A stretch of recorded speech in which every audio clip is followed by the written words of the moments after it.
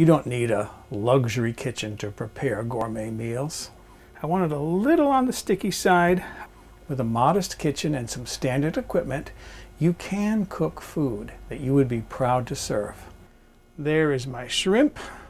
All you need is a few helpful kitchen techniques, the ability to follow a recipe, a passion for food, and a fascination with cooking. Just follow along the rib cage. That is so good. My name is Dennis. I really do live in a mobile home, in a trailer park, and this is my kitchen. I want to make another recipe that I found in a restaurant trade journal. Trade journals are magazines that go out to businesses. You don't see them on the grocery store magazine rack. This was a recipe for calzones or calzone. And right away it starts off with a challenge for me because it says to buy a 1-pound package of frozen pizza dough. Well, what if you want to make your own dough? How much flour and how much water do you combine so that you end up with 1 pound of raw dough? And I did some research. In one of my baking textbooks, it says that a good place where a lot of bakers start is a 60-40 ratio. In other words, 60% of the weight would be the weight of the flour, 40% of the weight would be the water. And you can adjust from there. If you want a very wet dough, like for making ciabatta, you would increase the water ratio. And if you wanted a drier, more dense dough, like for making bagels, you would increase the flour. So I came up with what I saw was about a 64-36% ratio for this dough. I'm making the dough the evening before. The clock says 7:05, but that's not 7:05 in the morning. This is the evening, because an Italian friend, and I'll talk more about her later, she said if you can, make the dough the evening before and let it rise in the refrigerator overnight. So that's how I'm going to start. Let's start off by making this dough for my calzone. I have here 10.2 ounces or 289 grams of all-purpose flour. That's my 64%. Figuring the averaging method that in most recipes, if they don't give the weight of the flour, you can figure that each cup of flour is 5 ounces. This is about just over 2 cups of flour, and this is 5.8 ounces of water, 164 grams. I'm doing this by weight. Again, it's almost 3/4 of a cup, and that's my 36%. So I'm going to put that in my bowl.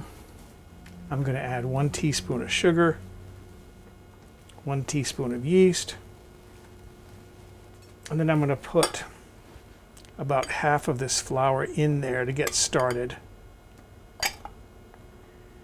You don't have to be too fussy. Mix that together, and that'll be my sponge. Now I'm going to leave that for a few minutes just to activate that yeast a little bit. I didn't warm up my water because I'm going to put this dough in the refrigerator anyway, so I don't care how warm things are. You can use cold water, it doesn't really matter. It just takes it a little bit longer for the yeast to get active. Alright, so I'm going to let that sit for about 5 minutes and then come back to this and finish making my dough. I'm ready to continue going now here. I'm going to add more of my flour. I'm not going to add it all because I want to just make sure that my ratio is going to be correct. And then I'm adding 1/2 teaspoon of salt. And at one point here, I'm going to get to a dough that's too dry to mix up in the bowl. And then I'll transfer this to the counter and knead it and work in more of the flour as I need to. And I think I'm ready to transfer that to the counter. I can see that it's a little bit damp on the spoon, but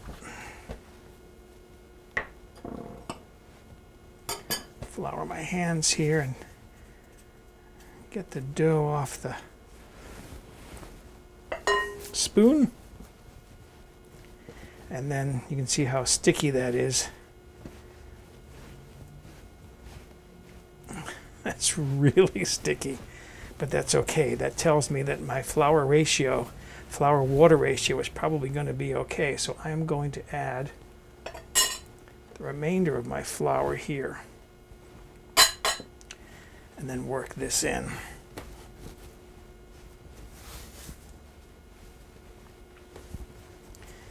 And what I want is a smooth dough that's a little bit more dense, a little stiffer than a bread dough.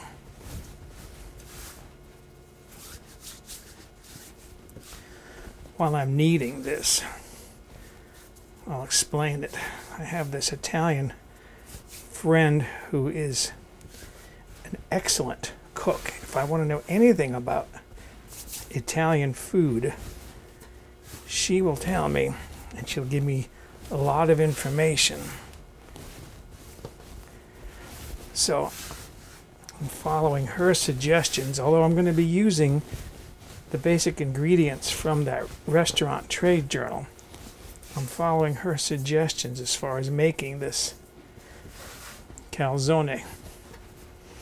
And calzone, if I understood what I read, is the Italian pronunciation, whereas here in the USA we would say calzones. Okay, so this is starting to come together now. It's soft, which is good news because that means my ratio was correct. It's not stiff like a pasta dough. Getting all my crumbs picked up there.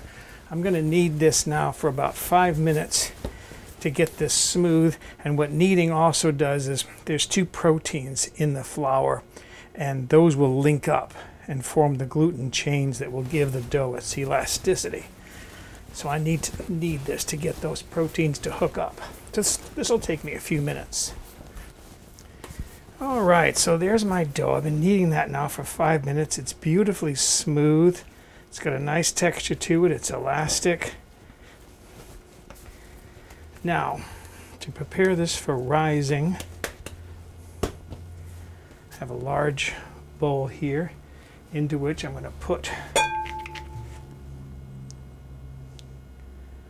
a little bit of extra virgin. No, this is not extra virgin. This is regular cooking olive oil, just pure olive oil. I want to just put that in the bottom of the bowl, slide that around to get it all lubricated, make sure my bowl is lubricated. And then I can cover this with plastic and put this in the refrigerator. So, there is my dough. That's ready to go into the refrigerator. One of the reasons for letting dough rise is to get the air bubbles into it, to improve the texture, but also to improve the flavor. And if you let dough rise slower and longer, it'll actually give the dough a better flavor. So that's one reason for letting it rise slowly in the refrigerator overnight. Okay, it is now the following morning. There is my dough. I took this out of the refrigerator about a half an hour ago to let it warm up a little bit, to come up to room temperature. Before I went to bed last night, I did more prep work. I shredded my cheese and so forth. The one thing I was concerned about was the ricotta, because my Italian friend said that moisture is the nemesis of calzone. If water gets into the bottom of the calzone while it's cooking, you end up with soggy dough on the bottom. So what I did last night was I put down several layers of paper towels, spread the ricotta cheese on top of the paper towels, put more paper towels on top, put that on a plate, wrapped it in plastic, and put it in the refrigerator overnight with my dough. The paper towels the following morning weren't just damp. They were wet. And to prove it to myself, I took some of the paper towels and squeezed it, and I could wring out moisture. That's how much moisture there is in some ricotta cheese. So I got a lot of that moisture out of this ricotta. This should be safe for making my calzone. So let's start assembling calzone, but first I need to tell you I'm heating up my oven to 400 degrees Fahrenheit with a pizza stone in it. That's about 200 degrees Celsius. I'm heating a skillet here, and I'm going to put in a tablespoon or two of pure olive oil, what I call cooking olive oil. And then I have 2 Italian sausages here with the casing, the skin, removed. The weight on those is, each of these is about 4 ounces, which is 114 grams.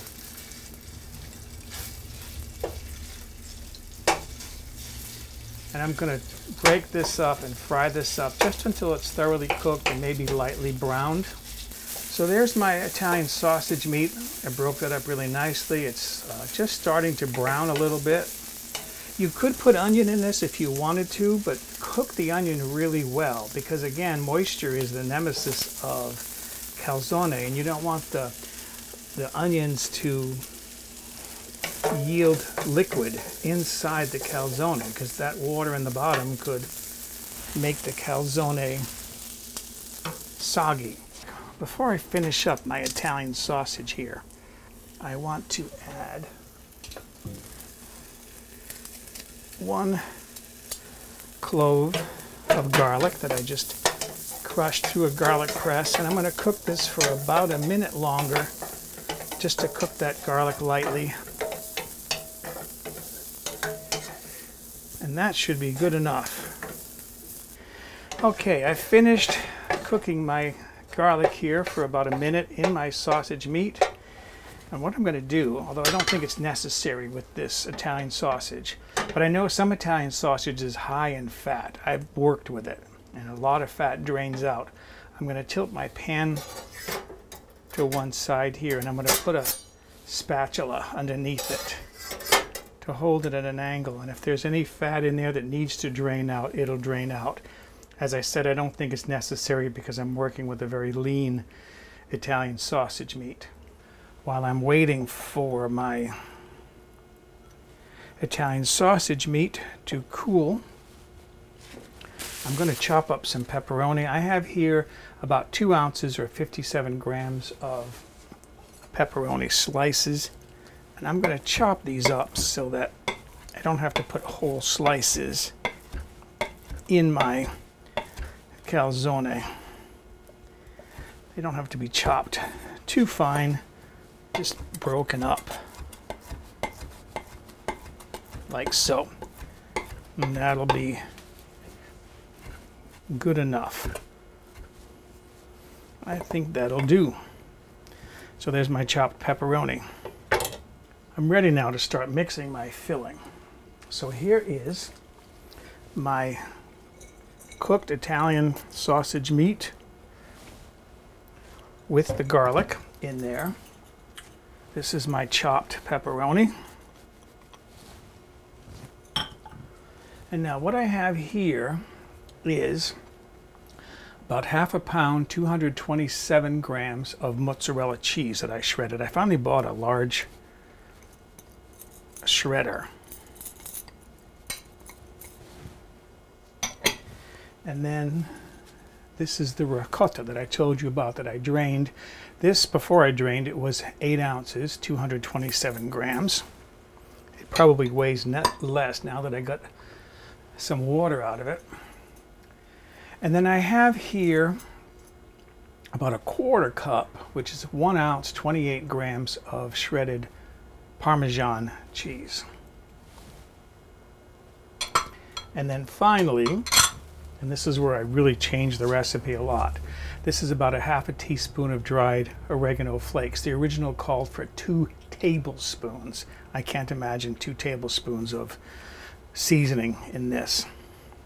You could add some pepper if you want. I would avoid the salt because the meat is going to be a little bit salty.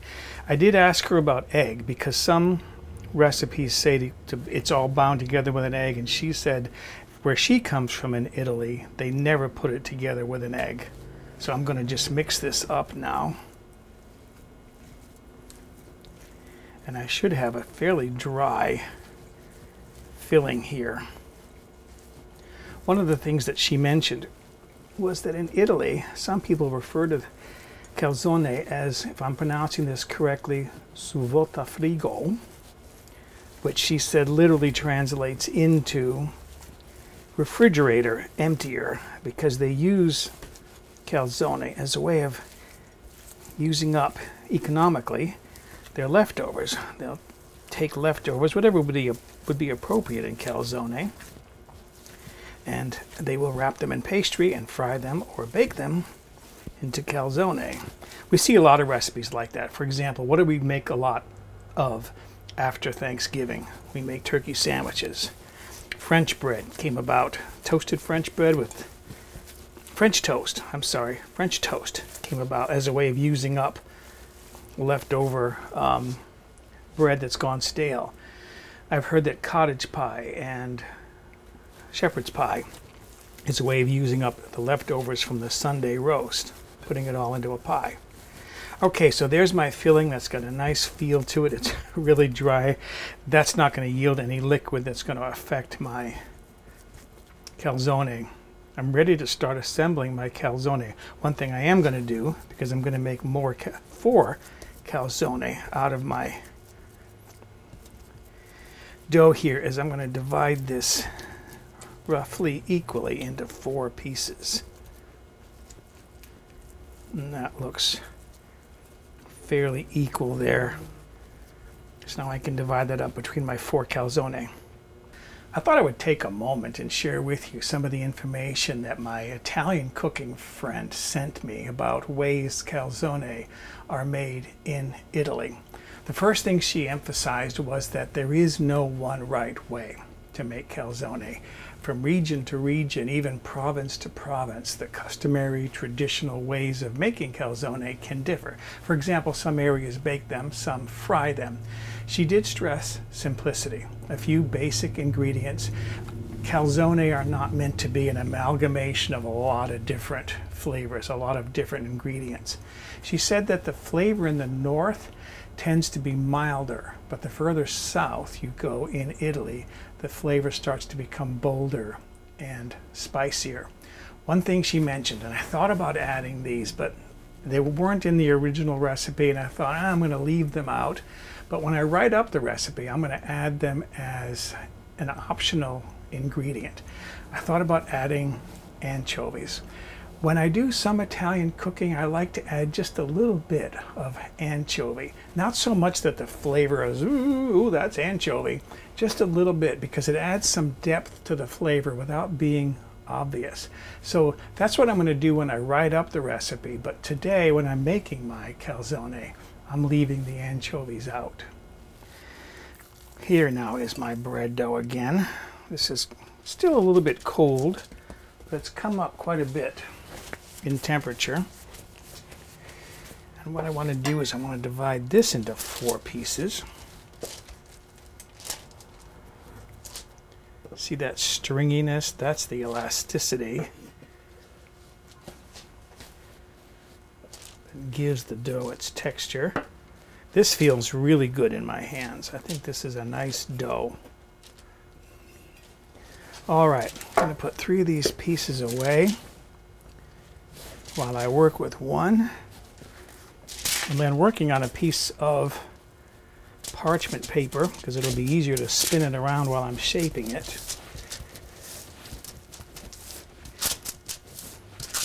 Just using my fingers, you don't have to be overly precise with this. You want to flatten this out. I've never made calzone before, so I'm thinking I don't want to get it paper thin.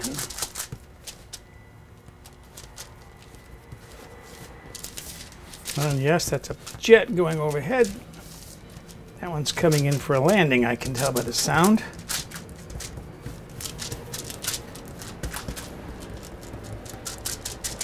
Maybe not. Maybe that's takeoff. Okay, that feels pretty good. And I'm going to take a piece of my filling here. This is a lot of filling.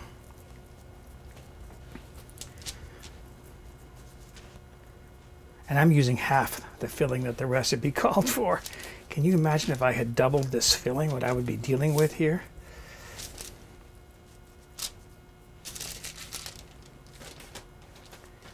And then seal it well around the edges.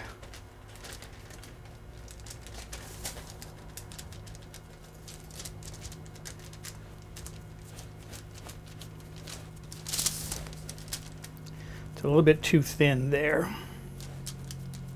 Maybe I can cover that up.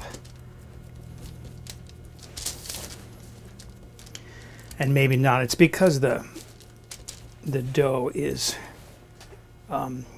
oiled. So I don't think I'm going to be able to patch it.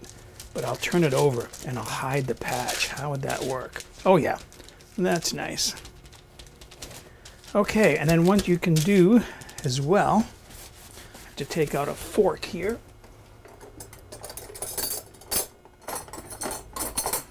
You can go around the edge and crimp it with a fork.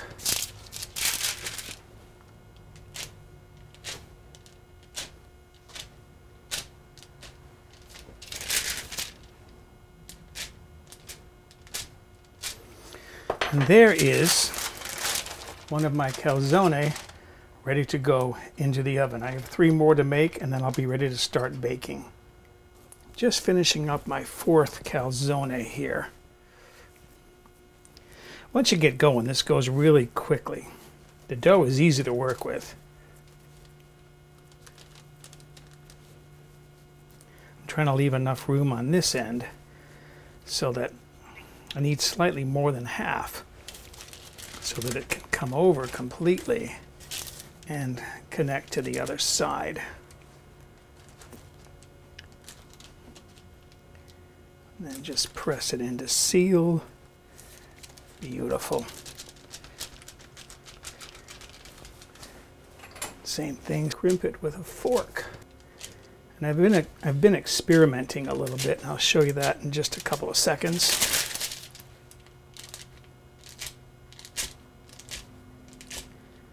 So there that is, stitched with a fork. And if you want to, you can use a fluted cutter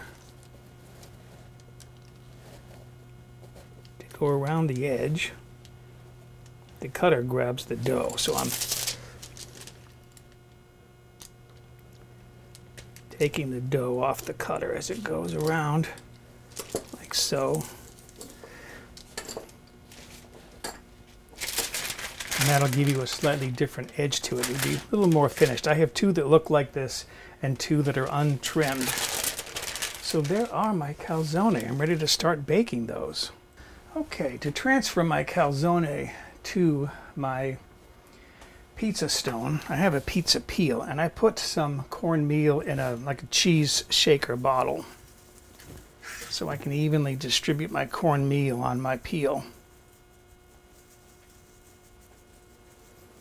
You don't want the dough to stick to the peel, otherwise it'll make a mess. It'll tear the calzone. So a nice layer of cornmeal on there, and I'm going to put, I think, 2 in the oven at a time, and hopefully I can squeeze all of these onto my pizza stone. Okay, my calzone is in the oven now. They all fit beautifully on that pizza stone. I did want to mention, before you put them in the oven, cut a few vent holes, 2 or 3 in the top to vent any steam that might be in there. You want to bake them until they're a nice golden brown on the outside, and you want to heat the stuffing all the way through. The recipe says 10 to 15 minutes. I can imagine going as long as 25 minutes if necessary to get everything the way I want it. So I'll let you know what the baking time was when my calzone are finished. Taking my calzone out of the oven, some of these broke open a little bit.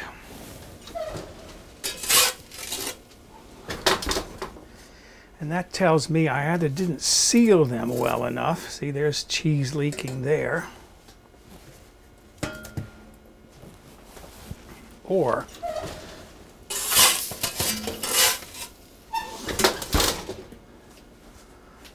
maybe I overfilled them. That one looks nice. And that one's way back there. That's another one that broke open.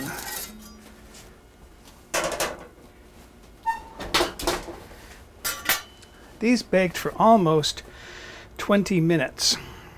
The next thing I want to do is let these cool down, because I don't want to eat these hot. That cheese inside is all melted and hot. I want to let these cool down because I want to eat them warm. While my calzone are cooling down a little bit, I thought I would talk about my marinara sauce. This is my sort of homemade marinara sauce. I do make marinara sauce from scratch, but for a lot of things I like to use what I call my cheater sauce. And my cheater sauce is a mixture of two sauces. I find that Classico has too strong of an herbal flavor to it. I want to taste more tomatoes. I find that Prego is too sweet. But if I mix these two in roughly equal proportions, half and half, I get a really nice sauce. In fact, my Italian friend up in Washington, she used a cheater sauce and her friends liked it. I've served it to guests at my table and they say, ooh, you make your sauce from scratch, don't you? And I humbly say, yeah, I put it together myself. Well, I did. It's my cheater sauce. It has a really good flavor. It tastes good enough for something like this.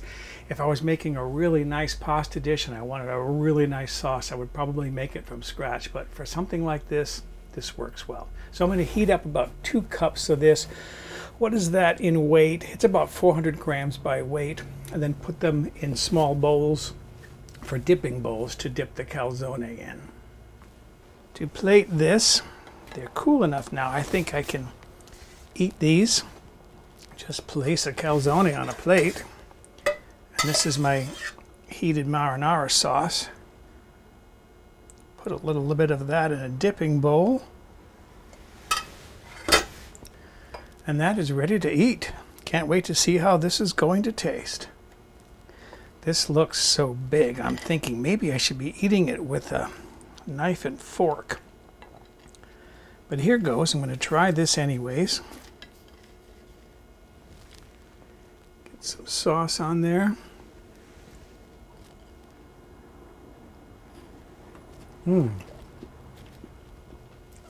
Tender.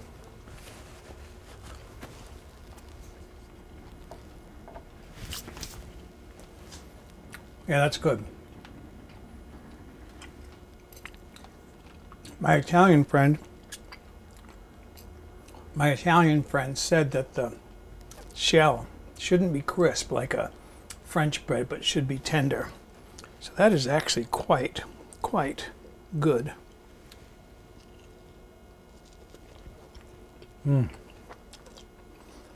So, excuse me, I've got cornmeal on my lips. I'm going to go enjoy my calzone.